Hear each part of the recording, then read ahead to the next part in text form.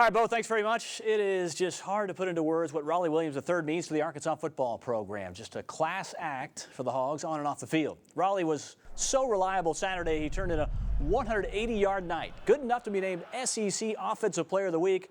Only one game into the second half of the season, Williams only needs 215 yards to get to 1,000 for the season, a year after he broke his neck as a freshman.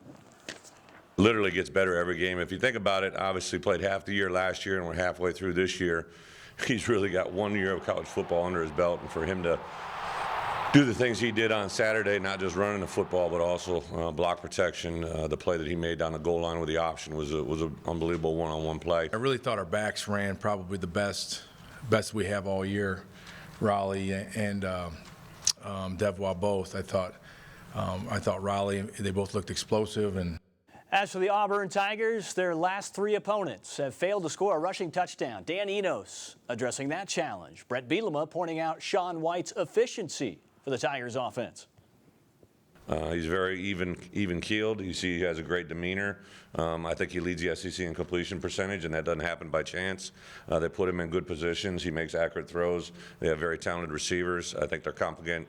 Their run game is completely different than our run game. I know you guys get that, but they complement each other very, very well.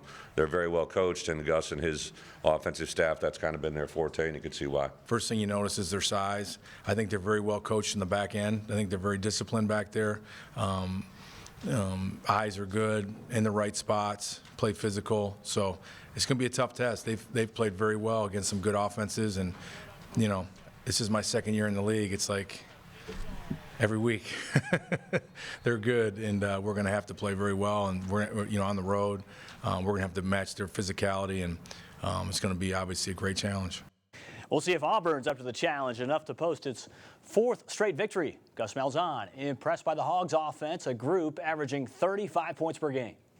This year offensively, they scored a lot of points, one of the best teams in the league in scoring points. I think it starts with their quarterback. Been very impressed with him. He's a tough guy. He's made a lot of big-time throws under duress, really manages the game well, manages the offense as well. The running back, I believe, is second in the league in rushing. I think he had 180 yards last week. I think their receiver core, a lot of those guys have been around a long time, and I think they're a very, very solid group. Defensively, what really stands out to me is they make you earn it. There's not a whole lot of big play potential type situations that make you earn it. Yeah, the Auburn defense, meanwhile, also impressive. Fourth best in the SEC on third down, 5 p.m. Saturday kick on the Plains for the Tigers and Hogs. Our coverage plans this week. Check us out on our Gear Up for Game Day show Friday night beginning at 10:15. Our Game Day show airs from 10 to 11. Then you can watch our 30-minute Pig Trail show Sunday at 5:30. Going around the SEC in Week 8. We have to begin with a marquee matchup in Tuscaloosa. 6th-ranked Texas A&M and top-ranked Alabama. Big numbers from both. Aggies averaged 40 points per game while giving up 19. The Crimson Tide put up 45 on average, giving up 15 per contest. 2:30 kickoff Saturday in this battle of unbeatens. Also, top 25 teams meeting in Baton Rouge, 8 p.m. Saturday. Number 23, Ole Miss. Number 25, LSU. Leonard Fournette has been injured, but Darius Geis has been filling the void. 6 touchdowns, 564 yards on the year for Geis. Meanwhile, the Rebels have Chad Kelly at QB with 14 touchdown passes to his credit this season. Mississippi State looking for a bounce back. Meanwhile, the Bulldogs heading to Lexington without a win this month.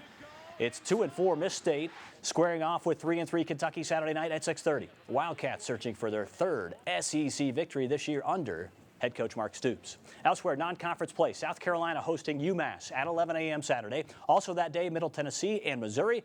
Tennessee State travels to Vandy. The Commodores coming off a 1-point victory over Georgia last week. That is your SEC report. Bo, back to you.